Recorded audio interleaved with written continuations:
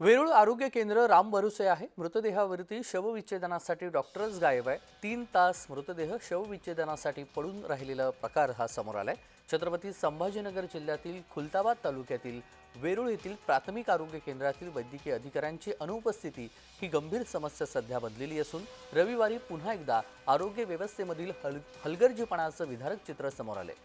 पळसगाव येथील बाबासाहेब दशरथ भोसले वय 55 यांनी पत्नी माहेरी गेल्याच्या कारणावरून दारूच्या नशेमध्ये स्वतःला जाळून घेत आत्महत्या केली आणि शवविच्छेदनासाठी डॉक्टर मात्र या आरोग्य केंद्रामध्ये नसल्याचा प्रकार हा समोर आलेला आहे।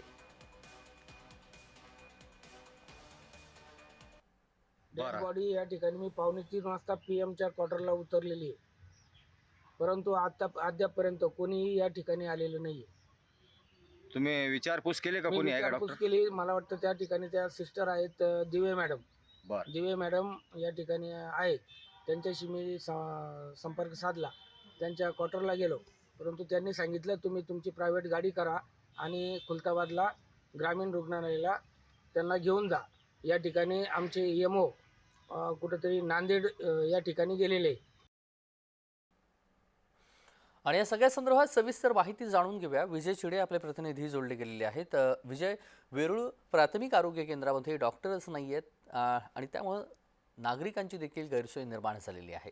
सविस्तर नक्कीच तेजीचं पाहिलं छत्रपती संभाजीनगर मधील हा धक्कादायक प्रकार म्हणावा लागेल। खुलताबाद तालुक्यामधील वेरूळ येथील प्राथमिक आरोग्य केंद्रामध्ये थेट डॉक्टरच नसल्याचं समोर आलेलं आहे। पळसगाव येथील बाबासाहेब दशरथ भोसले या व्यक्तीने जे आहे ते पत्नी माहेरी गेली या कारणास्तव स्वतःला पेटून घेऊन आत्महत्या केली। मात्र त्या आत्महत्या केल्यानंतर गावकऱ्यांनी वेरूळच्या प्राथमिक आरोग्य केंद्रामध्ये त्या शवविच्छेदनासाठी नेले होते, मात्र त्या ठिकाणी डॉक्टरच नसल्याचं समोर आलेलं आहे।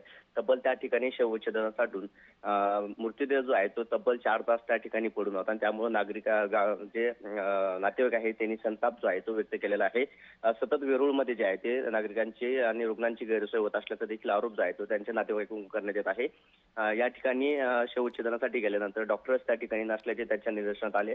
संबंधित विभागाशी त्यांनी संपर्क केला, मात्र त्या ठिकाणचे जे वैद्यकीय अधिकारी आहेत ते काही कारणास्तव नांदेडला गेला असल्याचं त्यांना सांगण्यात आले। त्यानंतर बाबासाहेब भोसले या व्यक्तीचा मृतदेह जो आहे तो त्या नातेवाईकांना थेट खुलताबाद येथील ग्रामीण रुग्णालयात त्यांना न्यावा लागलेला आहे। त्यामुळे मोठी फरफड जी आहे ती या ठिकाणी निर्माण होत असती।